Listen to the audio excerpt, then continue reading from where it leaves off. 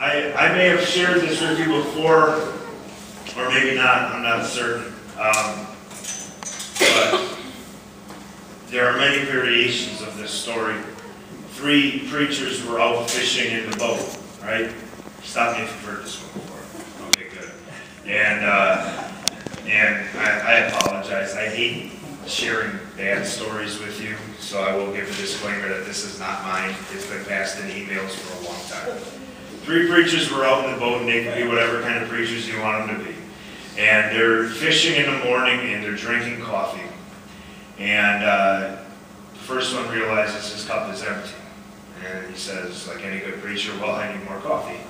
So he steps out of the boat, walks across the water, up the hill, into the cabin, refills his coffee, and walks back out and sits back down in the boat.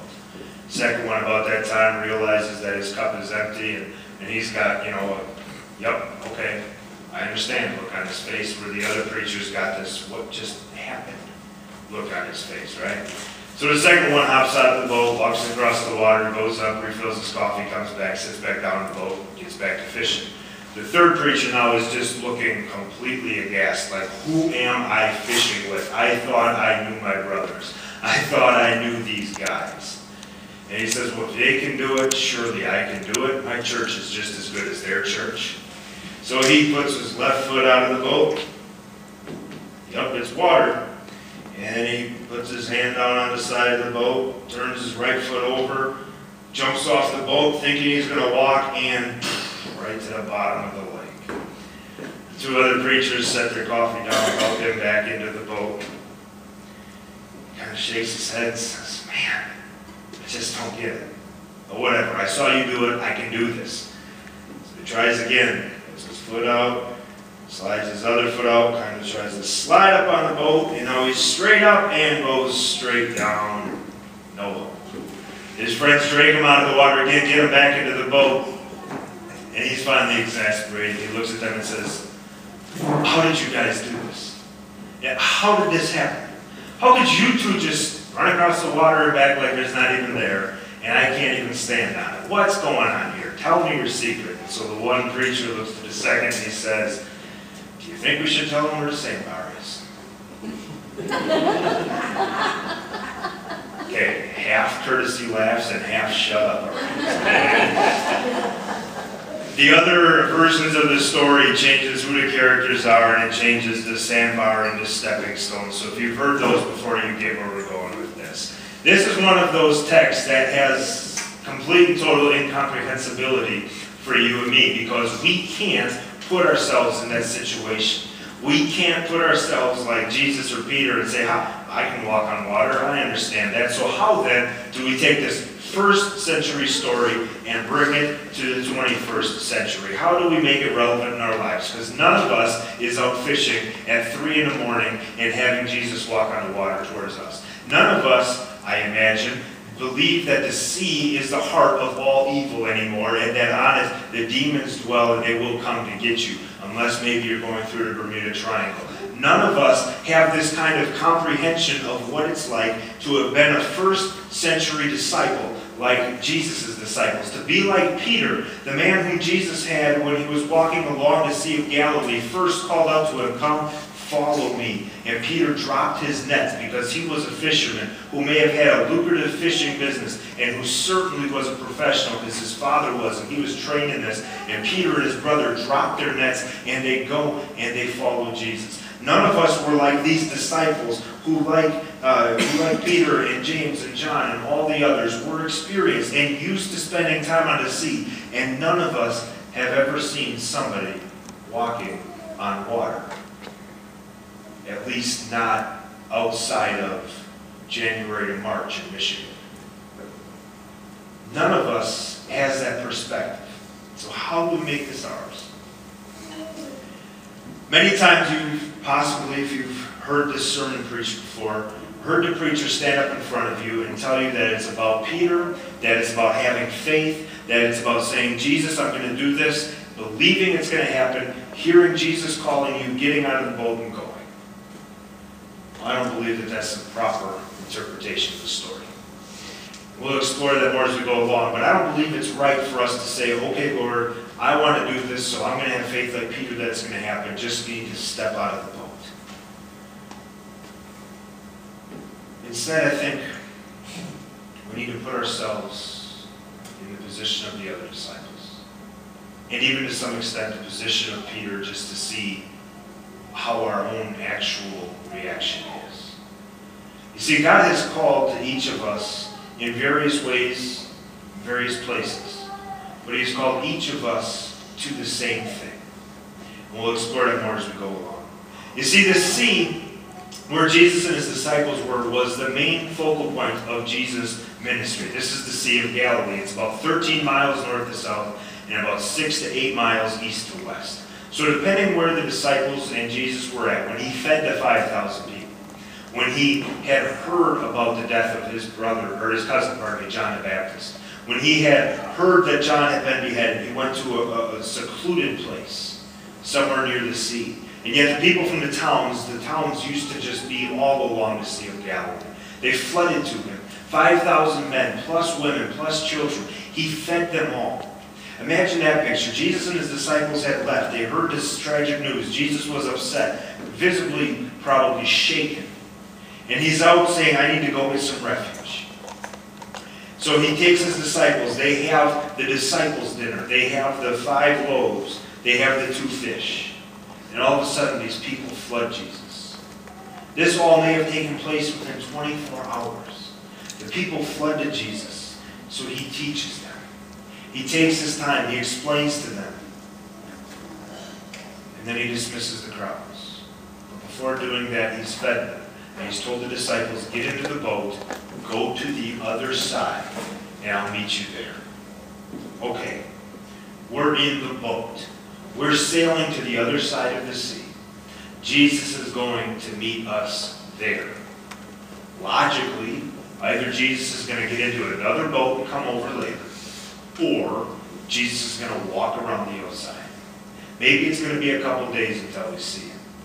Maybe it's going to be the next morning when He shows up on a boat that moors after we do. We don't know.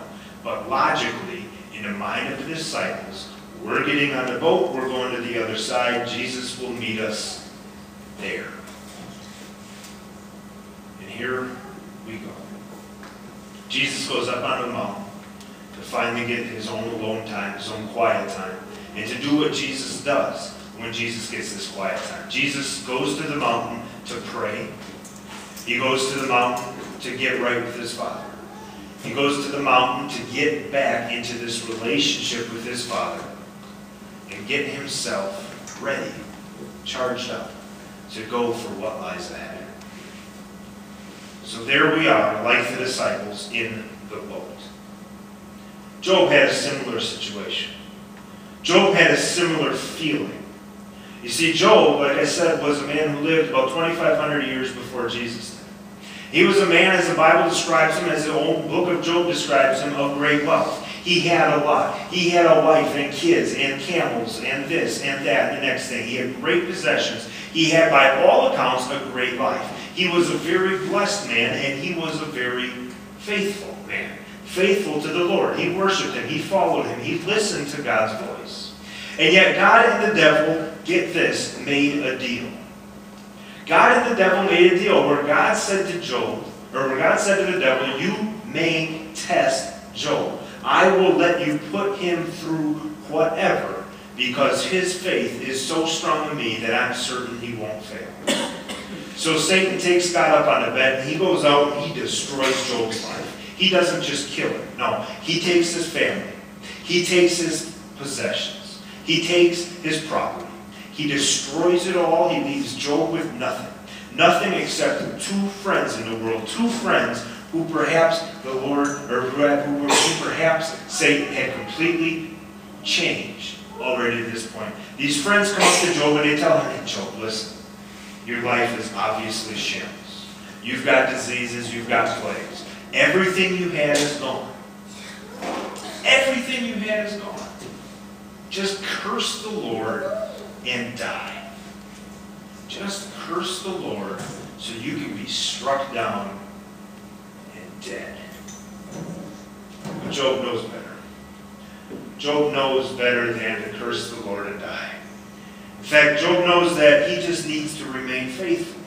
And in so doing, he will fulfill the promises, and he will show forth what faith in the Lord can do. And God talks to Job, and he tells him what we heard in our reading today. Who shut in the sea with doors when it burst from the womb? When I made clouds its garment, and thick darkness its swaddling band? And who prescribed limits for it, and set bars and doors? Said, thus far shall you come and no further, and here shall your proud waves be stayed. And right there is where Job and the disciples have the same feeling. Right there is where Job and the disciples are on the same page. You see, the Sea of Galilee, the sea that the disciples were out floating on, is one that is known for having quick storms flash up. We've heard this before. Jesus is sleeping in the boat. You've heard this story. Jesus is dead asleep in the bottom of the boat. It's night. He's asleep. And a storm comes upon the disciples on the Sea of Galilee. A storm comes, the waves come, it starts to beat, the disciples panic. And in the way that I imagine this story, this is what they did. Holy cats, what are we going to do? We've been in these storms before. We know the trouble that they can bring. What are we going to do? How are we going to get out of this? I know. Let's go talk to Jesus. That's always a good idea, right? I know. Let's go talk to Jesus. So they go to Jesus. They wake him up. They say, Jesus, Jesus, listen, you need to save us. This is a big storm. It's come upon us. We're afraid. This ship's going to break apart. Okay. Jesus gets up and says, you have little faith. Chill. Storm quits. The wind stops blowing. Jesus says, can I go back to bed now? You're with me. You're going to be fine. And that's what happened that night too. Except Jesus wasn't there this time. Jesus puts the disciples in the boat, sends them out. Maybe he knows the storm that's coming.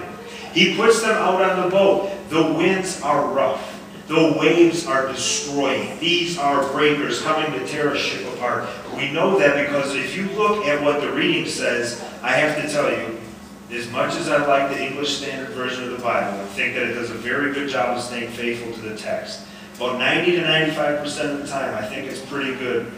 And I can, as I'm reading along, come across the Greek and say, oh yeah, I know that word. They translated that well. Here, I think they got weak.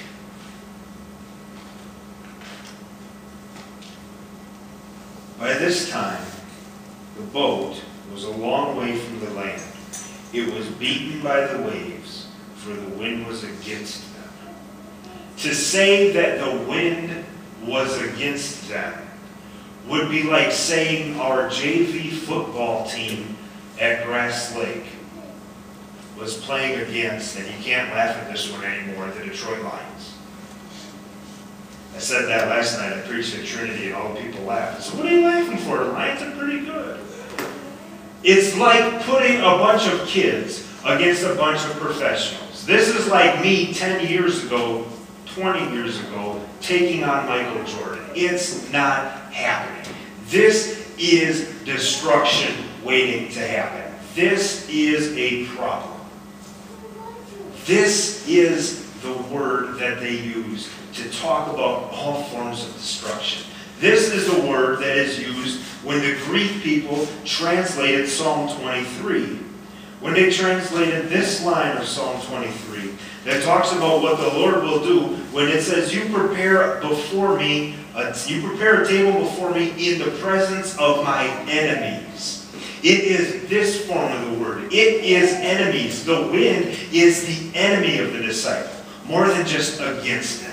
When we think of the wind being against us as we're trying to sail a boat, okay, maybe we're not going to be able to necessarily go the direction we want to go. Okay, the wind is against us as we're driving, and instead of 25, we're only going to get 20 miles a gallon. This isn't the wind against them. This is the wind threatening to destroy them. And like I told the kids, the disciples had this concept in mind that the wind was something that was there, or that the sea, was something that was there as pure evil. All of the evil creatures, the Leviathan, lives under the sea. This is where the entire concept of the Loch Ness Monster and so forth comes forward. This is where people were afraid to be, and with good reason. Back then, they didn't have the United States Coast Guard approving life jackets. They didn't know how much buoyancy a 135-pound person needed to strap to their chest in order to keep them afloat in a storm like this. They didn't know what they were going to do. And this lake wasn't exactly shallow. You see, the Sea of Galilee, its deepest point, can reach over 100 feet deep. I was out on Lake Erie a few weeks ago fishing. It was 22 feet deep, according to the depth finder. I knew how far down it was. The waves were only 1 to 3 feet. That's nothing, I imagine, compared to the waves they were feeling that night. I'm not stepping out of the boat into that water. That's not happening.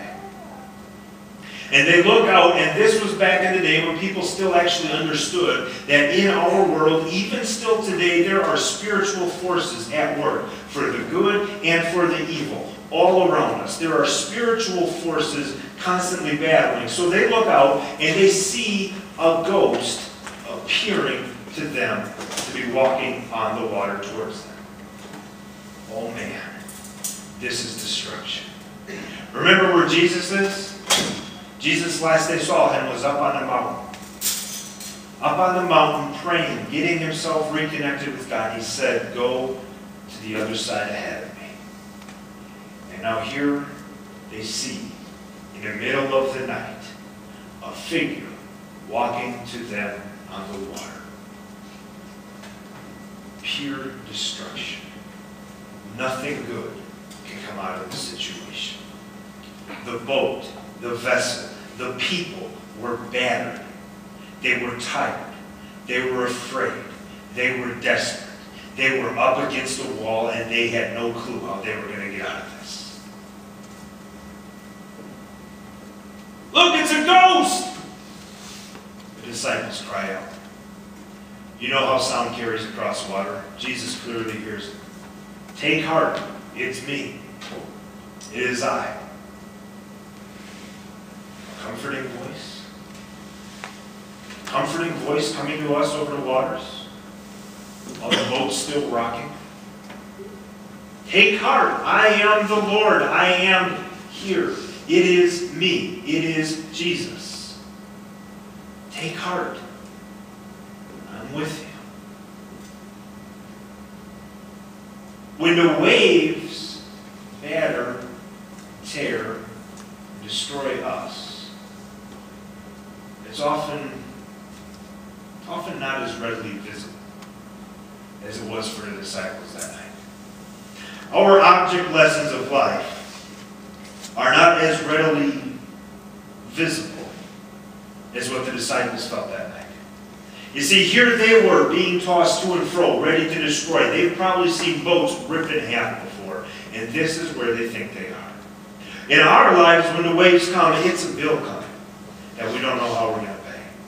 It's a medical emergency. It's a family member getting sick. It's a car accident happening. It's trouble hitting us where we don't expect it. It's something new cropping up that continues to wear down our spirit. It's thing after thing. It is a relentless storm coming and battering us. And yet that same comforting voice comes to each of us by way of the water. By way of the water. Baptized into the Lord's name, each of us have the same knowledge that He is always with us. You see, just as the Spirit descended in the form of a dove upon Jesus at His baptism, so too does the Spirit come to each of us and promises to be with each of us the rest of our lives through our baptism. Take heart. I am the Lord. I am with you. Take heart, people in the boat. The Lord is with you. St. Peter, being St. Peter, is always the bold one. He's always the one to make any kind of prediction, claim, or when the disciples need a spokesman for the group, he's the guy who's going to do it. So Peter says back to Jesus, okay, maybe you're Jesus, maybe you're not. Maybe he's thinking this is a demon taking on the form of Jesus, or maybe he's thinking he's just hearing it. He's just hearing things, maybe even just seeing things. Okay, Lord, if it's you, tell me to walk on the water and come to you. Jesus says, come. And say, Peter, you're an idiot, you're a man, you can't do that. He says, come. Peter distinctively hears the call of the Lord that says, come. Come on. Now Peter has to live up to what his big mouth got himself into. You ever had to do that? I think I'm losing my microphone.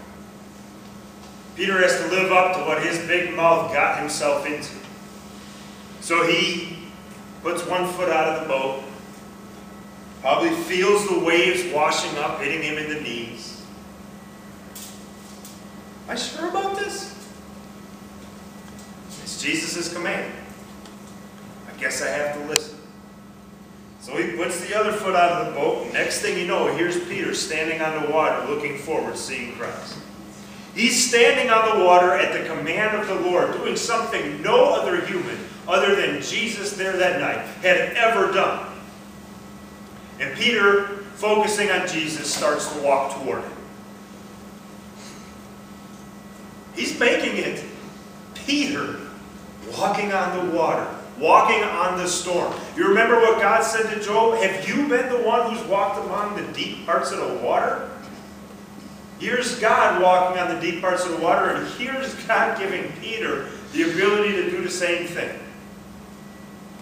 So Peter's treading across the water. But then what happens? Peter, being a typical human being, gets distracted. He gets distracted from the call of the Lord. In fact, the Bible says Peter saw the wind. You can't see the wind. Jesus himself tells us you don't know where the wind's going or where it comes from, yet you see its effects. But you can't see the wind. Now, I don't know if Matthew had this in mind as he was writing it. But in the Hebrew and Aramaic model, and maybe this is even the way that Peter would later describe it to Matthew before he wrote it, the wind might very well have been synonymous with the word ruach, or the spirit, the wind, the breath. Maybe Peter saw even what the Spirit was doing coming across these waters. Maybe Peter was even distracted by something holy. Maybe not. The Greek word's not pneuma. It's a different form of wind. So maybe Peter just saw the trouble, the affliction. Maybe he just saw that more damage could come. And maybe he started to feel soaked as the waves kept hitting him. And they were getting higher, and he was afraid. And he didn't have a surfboard or a life jacket or anything. Peter saw the wind and immediately began to sink. We see that kind of wind. We see the problems, or we see other opportunities. In taking our eyes off Jesus and off of his call, we, like Peter, begin to sink. And this is where we can tie into Peter. Drowning on our own. All we can do is look up at the Lord and say, save me. Save me. And that's what Peter does. You see, Peter's drowning and he looks up to Jesus, and Jesus just told me to walk on water, and I did, and now I screwed it up, and Jesus, save me. Redeem me. Redeem what I've done. Save me. Jesus reaches down his hand, picks Peter up out of the water. Maybe he even restores to him here the ability to walk on water, to walk back with him to the boat. Or maybe they're just so close that he's able to carry him over and set him in.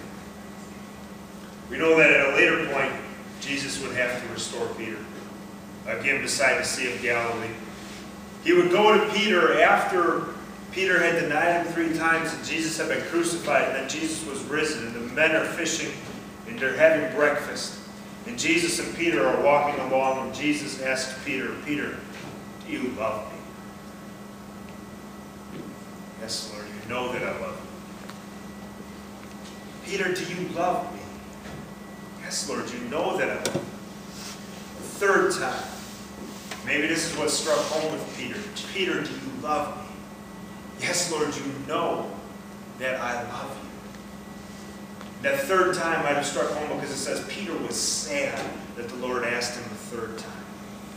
Peter was troubled, probably because it called to mind that Peter had rejected Jesus 3 times in the garden. And each time Jesus says, feed my lambs, feed my sheep, take care of my sheep. Jesus constantly restores, constantly calls us back. He constantly saves us from all of the troubles of the world. When we're drowning on our own, He reaches down to pull us up. He puts us back in the boat, back in His church, back in His people. And then the winds died down. The sea was calm. The storm rolled through.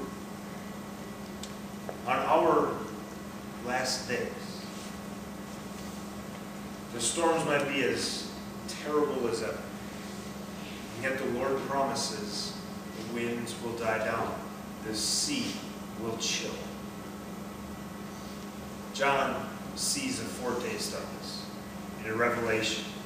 John chapter 20, he pictures for us what heaven looks like when the Lord is seated on His throne. And looking out at His throne, John sees that the sea is a glassy surface. The sea looks like one of those beautiful January mornings when it's 20 degrees, the water is smooth, and you can walk across it to go ice fishing. But it's not cold, it's heaven. The sea is smooth. In their mind, the ancient mind, that means there is no trouble brewing. That means you can go out, fish, live, do what you are called to do. For you and I, called together by the Lord, our command is not to walk on water. It's not a question of do we have enough faith to step out of the boat and walk on the water. But we do have a similar command from the Lord. We have been given by Him an opportunity to be part of His mission. Here in this church, a very specific part of His mission, but in each of our lives, a specific part of both this mission and God's larger mission. In our lives, we have been given the call by the Lord to be among those people who are taking care of neighbors, to be those people who are forgiving debts and sins, to be those people who love, who care, who make more disciples and better disciples for the Lord. This church, an opportunity for people to find a place where they belong, a place for them, a place for healing, a place where the storms, when the storms get so tough in life that we don't think we can stand them, we can go to hear again that the Lord is with us. Even as David says in Psalm 23, though I'm going through the shadow of the valley of the shadow of death, even though I'm out in a boat like a first century fisherman, or even though I'm facing whatever persecution and challenges are coming my way in the 21st century, the Lord is with me. He will prepare a table in the presence of my enemies so that I can be saved for Him. Friends, that is our present from the Lord. That is His great truth. We pray again with me, Father, I thank You that You have promised to always be with each and every one of us. Continue to make Your presence known and felt. Calm the storms of our lives. Carry us, strengthen us, allow us to be Yours. To follow where You command. To know where You lead. To see what You are doing. And to gladly be fully a part of Your mission. This we pray in Jesus' name. Amen. I invite you to stand at this time.